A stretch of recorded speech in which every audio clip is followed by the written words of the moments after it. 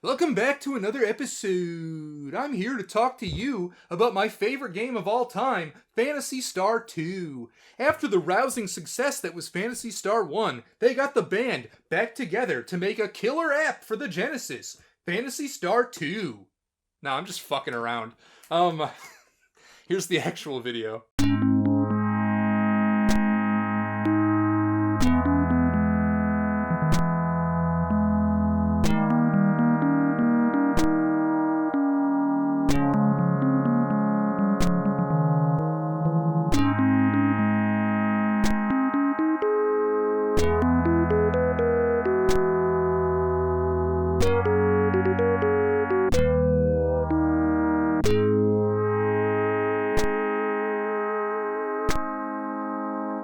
Is this the greatest title screen in RPG history? Visually, it's abstract enough for you to read into it whatever you want, but it uses elements from the mythos of Phantasy Star. 3 planets, one small and cold, another taken over by this technological terror, then a beautiful green one, which we don't even get to see. The primary colors we see at this point, black background, 2 blue and 1 striking green sphere. Then these monochrome, orangish red women invade with this elegant looking fade. I love how the women are mirrored, but not exactly, because symmetry is boring. The one on our left looks almost angry, raised eyebrows, her outstretched arm facing downwards like she's ready to smite that green planet. Her twin, calmer, doing more of a presenting gesture. She's saying, "Here is Phantasy Star 2.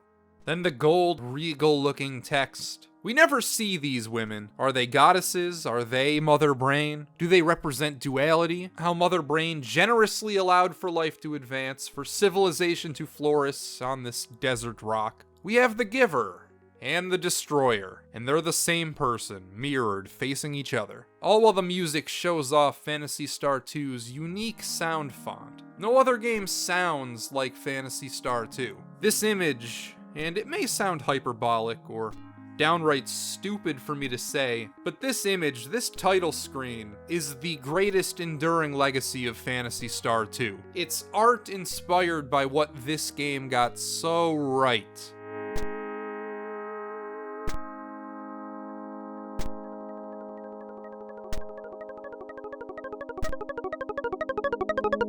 There's a certain amount of humanity which is lost whenever an abstraction of technology makes people more obsolete. Phantasy Star 2 is a game about the negative impact of the soul when we over-rely, when everything is handed to us, and there's never a reason to learn anything. Like how very few people hunt for their own food or make their own clothes now. In the future, when the magic computer boxes are capable of cultivating all life, what then? What does it mean to be a person? And more importantly, what happens if it suddenly stops working, or is actively working against you? Previously, in the original Phantasy Star, we saw the dawn of the space age and the beginning stages of colonization in these new worlds. It is 1,000 years later now. As an aside, why is it always 1,000 years, 10,000 years? That's an unfathomable amount of time. If this were set 100 years later, honestly I believe its points would land better, but I digress. In those 1,000 years, the world has become more sci-fi and less fantasy, more uniform. Everything is taken care of by Mother. Nobody knows where she came from, or who or what she is, but she's been here and taken care of us for as long as anyone can remember. It's a bleak natural world progression in those 1,000 years. Dezois, which was once untapped wilderness, is now a giant literal hole. Seriously, the planet has a giant hole in it from being overmined, and you need to traverse this scaffolding over it whenever you want to travel from one town to another. In the first game, Laconian, or Lakota, or whatever the raw material was called, was worth 1,000,000 times its weight in gold. All the endgame armor was made of it. A pot you had was worth 1,000,000,000 metzetas. Between the two games, we used Dezois as a Laconian factory, and now in 2, it's so worthless that people don't even live there anymore. The equipment it's made of sucks, and a pot made of the stuff isn't worth anything close to 10 billion anymore. We fucked up this planet so bad the air is toxic and all the Palmanians left. leaving the native Dezonians to fend for themselves. We even left an entire race of talking cats behind, which brings up the question, do we, as Palmanians, are stand-ins for humans essentially, do we need Mother Brain? If Dezois, aka total climatic ruin, is the natural result of humanity, if what happened to this planet is the natural outgrowth of human tendencies, then maybe we do need an orangish-red goddess to guide us on the right and proper path. Motavia is unrecognizable, completely terraformed, but it worked. For generations, nobody was hungry, there were no wars, there were no bums begging you for cans of cola. We don't know what happens at the end of Phantasy Star 2. The destruction of Mother Brain essentially leaves all 3 planets fucked. Palma doesn't even exist anymore, Dezois has that toxic gas in the mining crisis, and Motavia's lush green, terraformed landscape will surely revert back to its primal, much drier state. It doesn't matter who wins this fight at the end. The apocalypse is already here. This is when the game ends, but it's when the story is just being written. All of this is told minimally, of course. Phantasy Star 2 isn't exactly what I would call plot or story heavy, because within its walls, not much happens, but it is thematically heavy, and impressively, the way everything comes across is somewhat cohesive. It doesn't beat you over the head with cutscenes or text. It kind of just lets you discover what happened to the world through NPC dialogue, or some things aren't even spelled out, like the whole mining thing on Dezois. That's just a connection that you're supposed to make by playing the first game and then seeing what happened to it in the second. Everywhere you turn, you're confronted with mankind's folly this, or how out of control automation of society has gotten that. Outside of towns in this game are some of the most lifeless areas you'll ever see. The world is min-maxed. You're either in the thick of it, or you're in a city. All this is wonderful, but I have some bad news. Phantasy Star 2 is the kind of game stereotypes are born from. Negative stereotypes. It's much less avant-garde than the original. The rap on old JRPGs is that they're super grind-heavy, that they're slow slogs, that they're confusing, that they're easy to get stuck in, easy to get lost in, opaquely designed, there are random encounters every few steps, and overall, the negative stereotype with JRPGs is that essentially they're a couple hours of game stretched out into like a 30-hour experience. When you actually go back and play said old RPGs, in many cases, in most cases I'll even say, a lot of those are myths. Phantasy Star 2, however, is guilty on all counts. The original Phantasy Star manages to feel years ahead of its time by not falling into any of those pitfalls, I'd argue. But 2 is exactly what a pessimist, what a hater would expect from a JRPG from the 80s. It is approaching as grind-heavy as something like the 7th Saga. It is much more grind-heavy than any of the early Dragon Warrior or Final Fantasy games. With that being said, on the opposite end, I feel like some people judge Phantasy Star 2 too harshly because it'll get grouped in and compared with the wrong kinds of games. Like, I've seen this game get compared straight up to Chrono Trigger, when in reality Phantasy Star 2 is older than the Super Nintendo and came out in between Final Fantasies 2 and 3. Those are its peers, not later era Super Nintendo games. There was so much innovation and so many strides made by each game that came out in the meantime. Hell, it came out before the original Final Fantasy in America. There's kind of a dichotomy in how this game is viewed depending on how old you are. If you were around and actively playing RPGs back when Phantasy Star 2 came out, then it's most likely a legend of the genre, an untouchable classic, one of the best games on the Sega Genesis. Where if you're younger and you're viewing these games in retrospect, you'll see this clunky, grind-heavy, brutally unintuitive game, then label it overrated or will say that it didn't age well. There's merit to both of these viewpoints, and in my opinion borrows a little from column A, a little from column B. I can appreciate it for its awesome title screen, for it being a game from 1989 with a message, for it being an early Genesis showpiece, the whole Genesis does what Nintendo don't campaign. In this case, it was true. The only RPG on that thing in America that was out when Phantasy Star 2 came out was the original Dragon Warrior. You couldn't do anything like Phantasy Star 2 on Nintendo. At the same time, I will happily and readily acknowledge that Phantasy Star 2 has a dirty little secret. Phantasy Star 2 is a royal pain in the ass to play, and it doesn't hold up. Not even a little. Not even if I grade this on a curve for being older than every game in my every SNES RPG series. Phantasy Star 2 is not fun, it's an ordeal. Don't get me wrong, I still like the game, but it has almost nothing to do with the actual nuts and bolts that it's built on. Allow me to explain. Structurally, this game is essentially divided into thirds. The first act is you and your merry band of travelers, mostly linearly going from one town to another on Motavia, or Moda. This section of the game is classic JRPG. You need to grind your ass off every time you get to a new town or dungeon because you won't be strong enough to do anything. You'll also come across roadblocks which require you to clear dungeons to pass. Your main objective here is basically to get to the next town and to keep going until you discover the source of the biomonsters and get to the point where Ney dies. The next third, how do I put this lightly,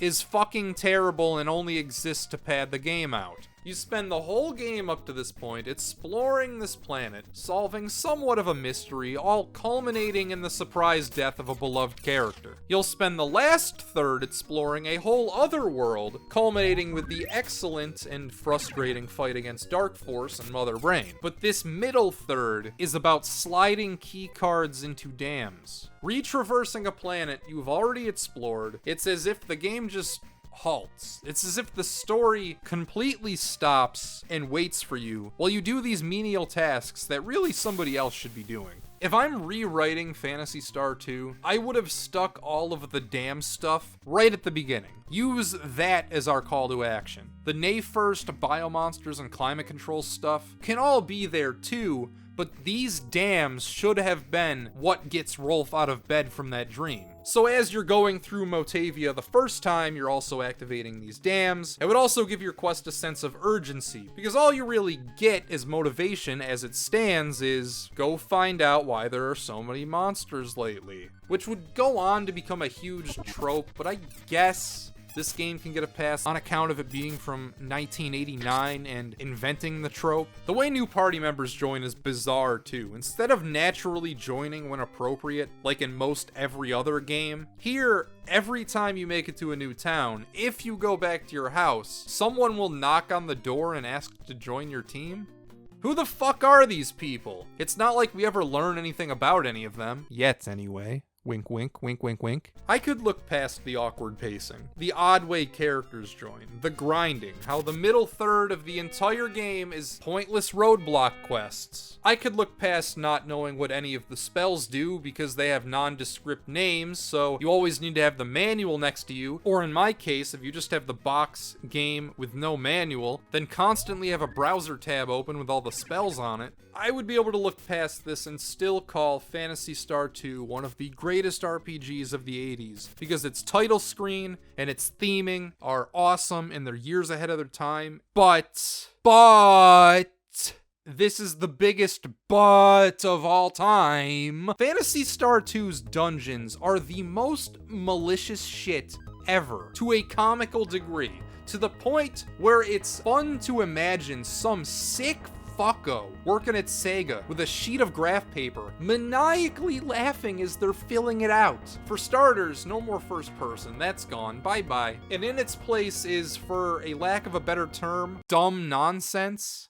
Yeah, that sounds about right. Don't you love RPG dungeons that are basically the Monty Hall door problem 20 times in a row, where you walk in, there are 3 non-marked holes for you to choose which one to fall into, and they just repeat that a shitload of times? You know what? No, I'm not gonna move on with this. I'm not gonna let this go. We're gonna do a Game Maker's Toolkit Boss Keys episode on one of these stupid dungeons. Here it is. Hi, I'm Jason Graves, and welcome to my new show, The Shitty Dungeons of Phantasy Star 2. Today we have the Akudo dungeon. It's in the last third of the game, and it is pure evil. Don't believe me? Well, check this out. Walking in, we're presented with 4 options, 3 holes to fall into or a set of stairs. The stairs lead down 6 levels, eventually leading to a huge empty room, a dead end. This is our one-way back up the dungeon when we fuck up inevitably later. Holes 1, 2, and 3 each lead to 3 holes of their own to choose from.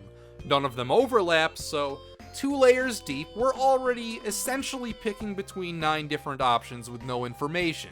Let's follow one, and guess fucking what? All 3 of these holes lead to 3 more holes each. If you follow 2, it's the same story. If you follow 3, it's the same story. Still, 3 floors in, none of this overlaps, so there are 27 unique paths 3 floors into this place. 3 floors in, and we're basically just picking one of 27 doors. Things from here get a little less or more complicated depending on how you look at it. Of the 27 unique paths through 3 floors, on the 4th floor, those are then funneled into 11 segments each with 3 choices in all of them to jump down. You with me so far? If I diagram this whole thing out, we've gone from 3 choices to 9 to 27 to 33. There are 33 paths through this dungeon so far. On the 5th floor lays 2 different MacGuffins you absolutely need to progress through the game. The Nay Slasher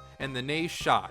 You need both, so even if you are the luckiest man alive, you're still required to go through this dungeon at least twice. You're given 33 choices. 33. How many of said choices do you think will lead to one of those 2 items? Do you want to guess? I'll give you a few seconds.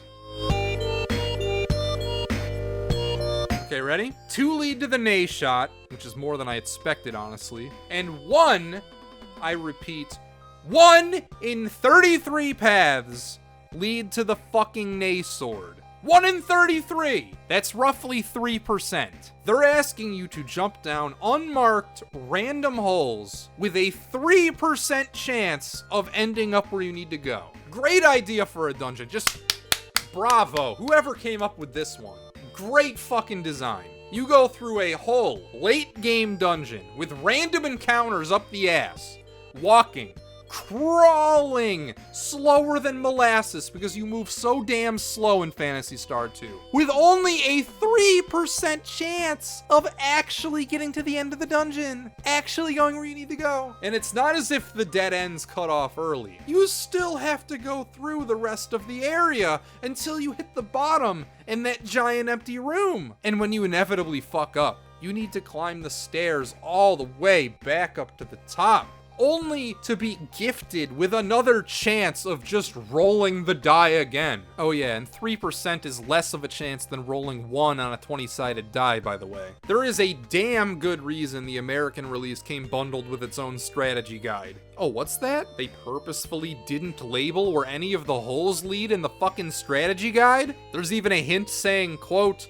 "We suggest you number the pitfalls." Obviously, I picked the worst example to illustrate, but most of the dungeons after the first third are hack bullshit, made for no other purpose than to frustrate whoever's playing. Honorable mentions go to the Green Dam, the Naval Tower, and Climate Control for pissing me off almost as much. Dark Force is also one of the worst boss fights you could possibly design. His gimmick is that he'll make your party members depressed, and when depressed, they don't listen to you. And there's nothing you can do about it. There's no item, there's no spell that clears the status, there's no preventive armor or anything you can wear either. At the end of every round, there's about a 1 in 5 chance that it'll go away, but it's the worst kind of random. Pure random. There's no guarantee that your party members will ever regain their senses. The whole fight is an RNG fest, boiling down to how often your party will actually be able to move. Sometimes you just won't stand a chance because your whole party is depressed and nobody will do anything while Dark Force hammers you into oblivion. Thematically, Phantasy Star 2 is incredibly cool. A game exploring what it means to be human, culminating in a fight where your own worst enemy is yourself.